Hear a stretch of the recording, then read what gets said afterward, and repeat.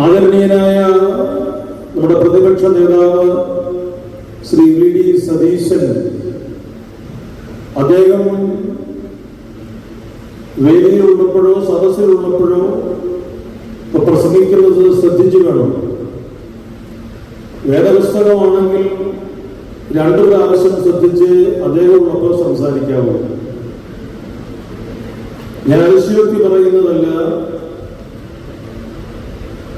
വേദപുസ്തകത്തെ ഹൃദയം കൊണ്ട് ഇതുപോലെ സ്വാംശീകരിച്ച് ഏതവസരത്തിലും ഏത് കൂട്ടായ്മയിലും സരളമായും സത്യസന്ധമായും ഇതുപോലെ വചനോപാസന നടത്തുന്ന ഒരു ഹൈന്ദവ സഹോദരനെ ഞാൻ ആദ്യം പരിചയപ്പെടുക ഈ VD സതീശനിലാണ്.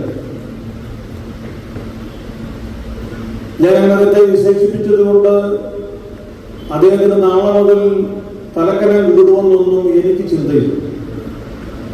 വേദപുസ്തകം അദ്ദേഹം ഗൗരവതരമായി ഹൃദയപൂർവമായി പഠിക്കുകയും അത് പ്രാർത്ഥിക്കുകയും ചെയ്യുന്ന വ്യക്തിയാണ് എന്ന് ബോധ്യമുണ്ട്.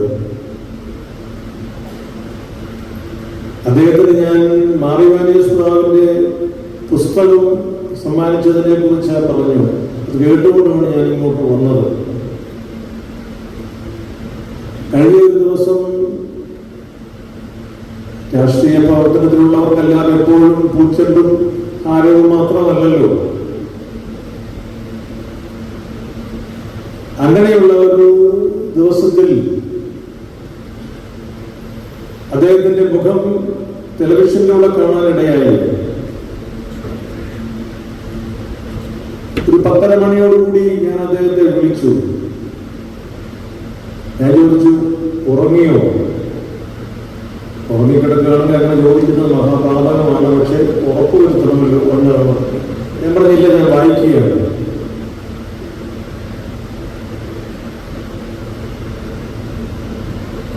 ഞാൻ അദ്ദേഹത്തോട് പറഞ്ഞു, എന്നാലും പണി ചെയ്യുക. ഇപ്പൊ അവിടെ നിർത്തിയിട്ട് 91-ാം സങ്കീർത്തനം ഒന്ന് വായിച്ചിട്ട് അങ്ങ് പോയി സുഖമായി കിടക്കുക. നല്ല വിശ്രമം കിട്ടും. എന്നോട് പറഞ്ഞു, ഞാൻ ചെയ്യാം. പിറ്റേ ദിവസം അദ്ദേഹത്തിന്റെ ഒരു അനിതര സാധാരണമായ പ്രസംഗം നിയമസഭയിൽ നടത്തുന്നത് കേൾക്കാൻ മുഴുവൻ സമയവും ഞാൻ ചെലവഴിച്ചു. അന്ന് വൈകുന്നേരം ഒന്നുകൂടി ഞാൻ വിളിച്ചു. സങ്കീർത്തനം വായിച്ചു എന്ന് എനിക്ക് മനസ്സിലായി. അദ്ദേഹം പറഞ്ഞു, ഞാൻ വായിച്ചു. എനിക്ക് വലിയ സന്തോഷമായിരുന്നു.